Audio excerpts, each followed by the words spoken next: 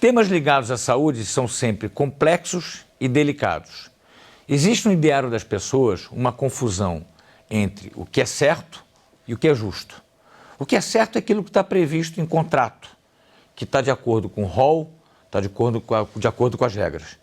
E existe aquilo que é justo, que está atrelado a sentimentos, desejos e, eventualmente, necessidades efetivas das pessoas. Nesse vídeo, a gente vai abordar e desenvolver essa dicotomia entre o que é certo e o que é justo.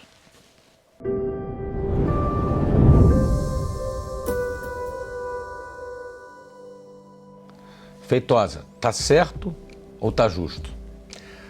Adriano, a provocação aqui da pergunta está certo ou está justo, quando a gente fala do setor de saúde suplementar, a dicotomia que a gente quer desenvolver aqui com esse vídeo é que existe de fato uma divisão no entendimento aonde o que está certo, em tese, é aquilo que está no contrato.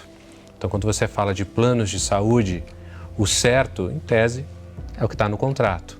Aliás, com o marco regulatório da Lei 9656, criou-se um amplo direito de acesso, um rol de coberturas muito importante que antes da lei não tinha. E tudo isso está muito certo, né? E os contratos, eles têm que rezar e garantir esse marco regulatório, né? E os contratos, em geral, eles rezam isso, até porque a agência, a ANS, né? Ela também regula a contratualização. Então, o que está certo é aquilo que está no contrato, é objetivo. Agora, quando a gente fala de saúde, num país tão grande como o nosso, em que o acesso à saúde não é uma coisa igual e linear, né? Às vezes em determinadas regiões e classes você tem mais acesso e outras bem menos acesso, as pessoas têm a visão do que é justo. Plano de saúde é um desejo das pessoas. Ele é mais amplamente disponibilizado pelas empresas que dão plano de saúde para os seus funcionários.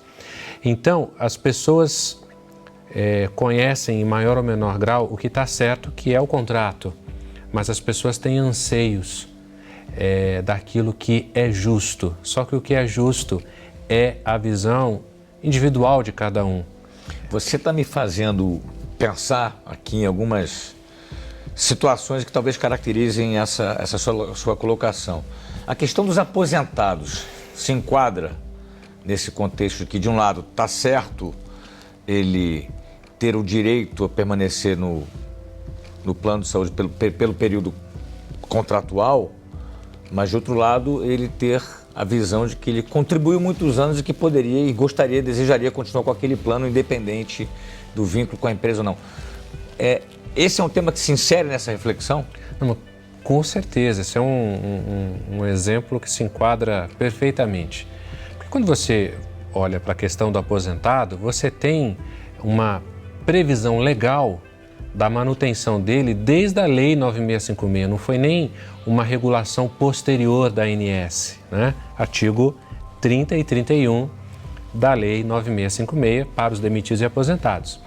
Então, os aposentados têm uma condição que é certa, ou seja, contribuiu, você vai ficar no plano, ou seja, contribuição, inclusive, não a coparticipação, a contribuição fixa do titular e não do dependente, mas contribuiu, vai ter direito de ficar no plano na aposentadoria. A razão de, para cada ano de contribuição, 1 ano de permanência e depois de 10 anos de contribuição, fica no plano de maneira vitalícia. Então, está certo. Só que nesse certo também tem uma condição ali dizendo que o aposentado precisa assumir integralmente o pagamento do plano médico ao custo do que a empresa arca. Aonde entra o tá justo? A pessoa trabalhou a vida inteira, ela sempre teve plano pela empresa, um benefício que muitas vezes ela talvez não pudesse pagar sozinha, e aí quando ela se aposenta e provavelmente a renda na aposentadoria diminui, ela tem que arcar integralmente com o pagamento do plano médico.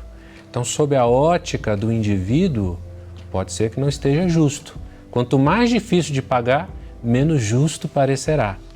Mas esta é a regra do contrato, né? E você vê nesse caso em particular, Feitosa, antes da gente abordar outros temas que provavelmente se enquadram nessa mesma reflexão, tem alguma iniciativa, alguma ideia, algum projeto que poderia diminuir esse gap entre o que é certo e o que é justo? Que poderia atenuar esse ato que existe? Você tem um projeto de lei que está parado, né, de muitos anos já, que é o PGBL da saúde, aonde as pessoas poderiam fazer uma previdência privada com uso exclusivo destinado à manutenção da saúde na aposentadoria. É uma forma, por exemplo, de você criar uma reserva para resolver esta demanda. Lógico que tem inúmeros desafios, como a questão tributária disso, como é que você destina essa receita exclusivamente para a saúde, você vai comprar um plano no PGBL, você vai usar como essa cobertura, né? Mas há um projeto de lei que trabalha nesse sentido. Agora, eu tenho a impressão de que as pessoas não têm o alcance desse entendimento do que estaria certo de maneira pacificada, longe disso, porque a ótica do aposentado, e eu entendo isso completamente, eu vou conseguir pagar? Eu vou ficar sem plano logo agora, né? Então, existem formas de facilitar, mas a dicotomia, ela está presente de todo jeito. Perfeito.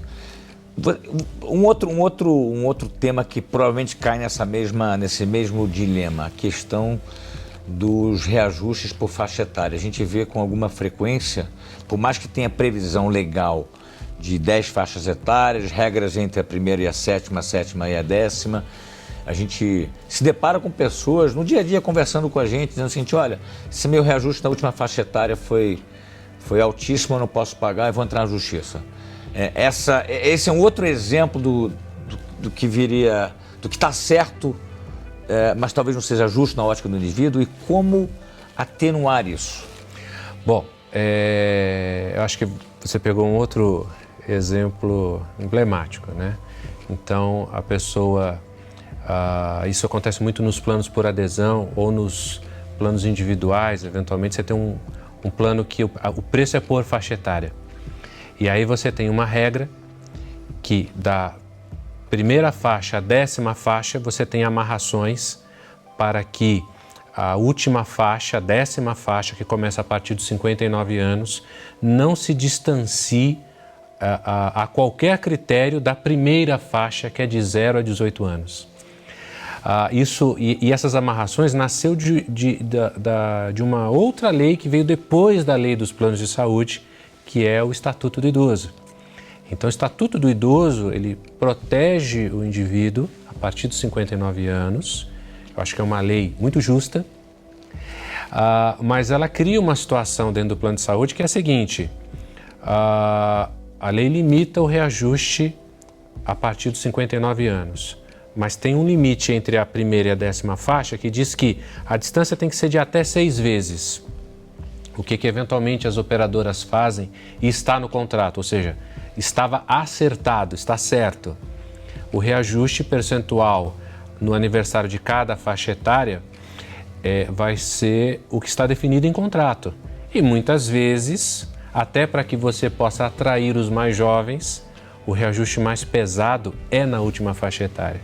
Então, sobre a ótica do indivíduo, quando ele nem lembra mais desta condição, e de repente ele faz 59 anos e tem um reajuste, vamos imaginar aqui, de 50% do valor que ele pagava antes.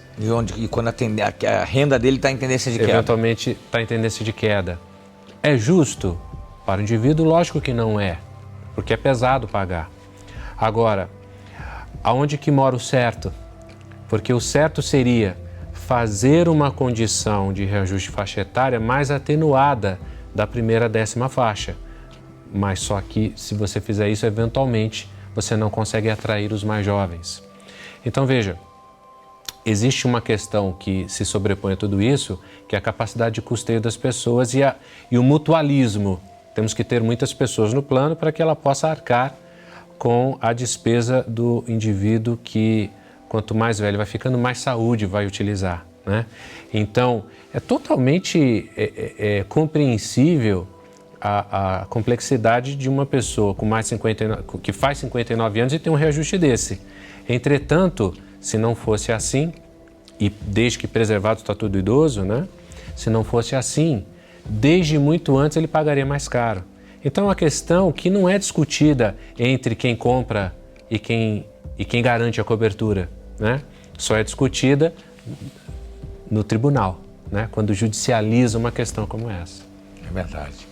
E um outro tema que eu queria que você desenvolvesse para a gente, que também é bastante delicado, que é a questão da contratação de planos individuais.